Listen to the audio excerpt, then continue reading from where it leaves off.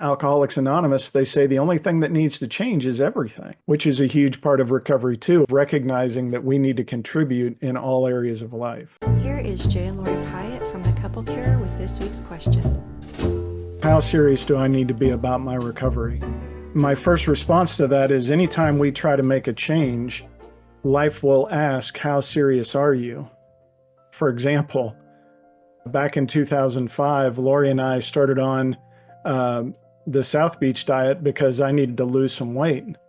And the first 3 weeks of the South Beach diet says no carbs. And so we were 2 days into this diet, and I was excited about losing weight. I needed to lose the weight at the time. But 2 days into the diet, we had a church picnic, and there was nothing there really that I could eat except a plain burger patty, a plain hot dog, or hummus by itself.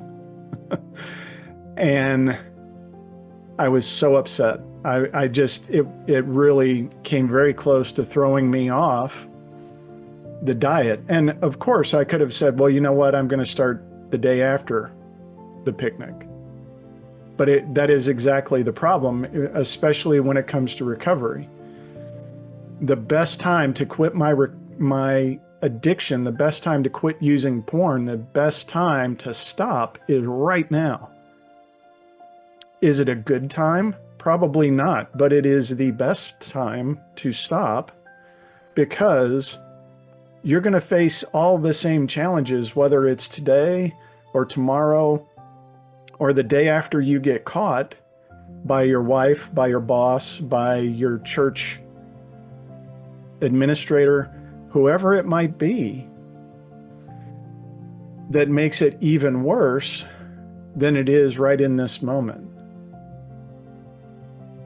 And so we are going to try to make this change, and life is going to push back on us. We should expect that.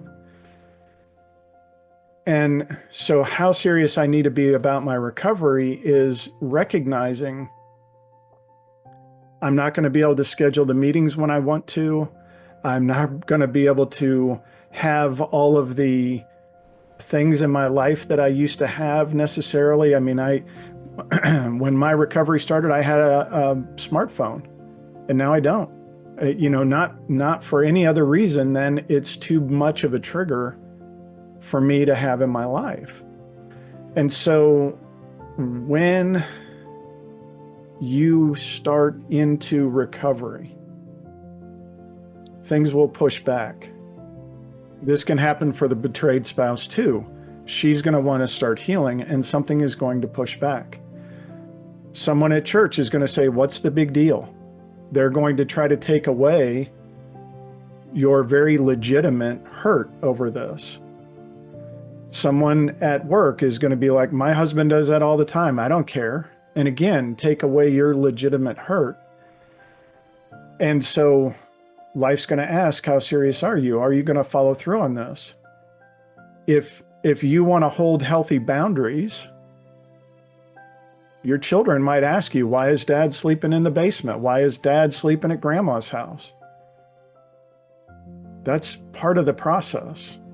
And so how serious do you need to be about this? Is how serious is life going to push on you to say, oh no, you can't do that. You need to stop.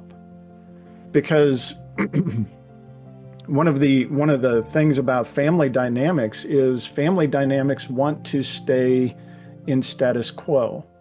This is true of our bigger cultures. Our cultures want things to work and function in a certain way. And when someone steps out of line from that, the family dynamics want to push them back where they were. And I've seen this frequently, not only with porn addicts, but also with alcoholics, that the family's like, well, why aren't you drinking? And they're like, because I quit. And they're like, but we need, it's kind of like, but you're here at the party, you should be drinking. And it's, the family doesn't necessarily recognize that how hard that change is for the person and how desperately they're trying to change. So as you enter into this recovery process, always the best time to stop is right now. In fact, the best time to stop was 5 minutes ago. That, in the next 5, 10, 20 minutes, 20 days, you may get caught and make things worse. But you're still going to have all the same hurdles. The meeting is going to conflict with your job, or you need to talk to somebody or a therapist or go somewhere and handle your recovery, and it's just not going to be convenient. You're going to have to give up things in your life like your phone, possibly, or television, or favorite place that you love to go that is too much of a trigger. And that's part of this. That's why in Alcoholics Anonymous, they say the only thing that needs to change is everything. And when you have to change everything, it's going to feel like a lot is going to push back on you. So take it slow. Some of those things that push back are not as critical as we think they are. My life has benefited drastically by not having a phone. I'm not checking it all the time. I don't feel like there's a whole lot that I'm missing out on because I don't have a smartphone. I do feel like I would have caused more harm to my relationship by saying, "Oh no, you can't take that away from me. Life can't take that away from me. I have to have it." And the reality is I don't. I need food, water, place to sleep, roof over my head. Those are the things I need to live. All the other stuff is icing on the cake. So when we make a serious commitment, these hurdles, these challenges that come at us, when we expect them, when we know they're coming, are a whole lot easier to deal with. And I'm telling you right up front, something's going to push back on you. Someone in your family, someone at church, somebody at work, a friend of yours is going to say, "Why is she making such a big deal of this? I don't have any problem with this." And so how serious do you need to be about this? More serious than anything you've been in your life, right? I ran into this challenge with a diet. I ran into this challenge trying to stay in shape. Every time I stayed in shape, the weather got bad. And so wanting to be comfortable and wanting to have the benefits of the exercise became this challenge back and forth.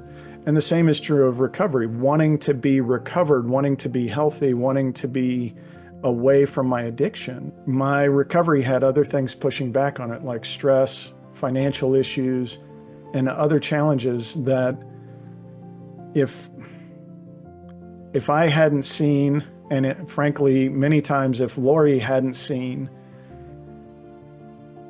that this was a distraction, right? That it was trying to distract me from the thing that was important, to do this thing that maybe it is important, but it's not my recovery. My recovery is important. It is integral to staying healthy. So just like going to the doctor, just like taking medications when they're critical to my health, my recovery needs to be seen in the same light. Is it going to be inconvenient? Absolutely. Absolutely, this will be the most inconvenient thing you do. And you will have distraction after distraction. And the same is true, again, for the betrayed spouse. She will want to work on her healing, and something will distract her. And so when possible, to the men who are listening to this, you need to show up and help cut down the distractions in her life. Not by controlling her schedule, not by telling her what she has to do, but by saying, "You know what, I'll take the kids to band practice, or I'll make sure the dishes are clean." and you can go do the thing you need to do to heal. Which is a huge part of recovery too, of recognizing that we need to contribute in all areas of life. So again, how serious do you need to be? So if I'm serious about it, I'm going to do things like tell people, hey, I'm doing this, so that they know, oh, okay, he's serious about it. I told people I was going to run a marathon. I told people I was going to lose weight. I told people I was going to get healthy. So that when those distractions came up, they could help me, they could understand. You don't have to tell everybody. There are safe people and there are unsafe people to tell. But this is part of having that support system. Your support system should be right beside you going, yeah, man, that's a distraction. Or even, I'm sorry I distracted you. We don't need to go to the sports bar. Let's go to the coffee shop. Let's go someplace that's going to feel safe for you, so I'm not contributing to the thing that's, challenging your recovery. When you think about what's going to come up in my recovery, every distraction you can imagine, and just like trying to lose weight, the very day you'd try to lose weight is the day they bring birthday cake into the office, or it's the day you go to the church picnic and there's really nothing there that you can eat except sugar. So, knowing that that's going to be a part of the process, when you make this commitment to recovery, also understand that the distractions are going to come. Things are going to try to get you to surrender to the addiction again, or surrender to the distractions of life that take you out from being healed for the betrayed spouse, the things that kind of keep you stuck. And we don't see it in the moment. It's only months later we're like, man, I still feel so stuck. Maybe it's not working with us, maybe it's working with somebody else, whoever it is that feels safe and will move you in the right direction. We encourage you to get into those places that can help. And again, it's going to be challenging. Your doctor, your therapist, your friend is not going to be available when you want them to. And you're going to have to decide which one is more important. Thanks, everybody. I'll see you next time. Bye.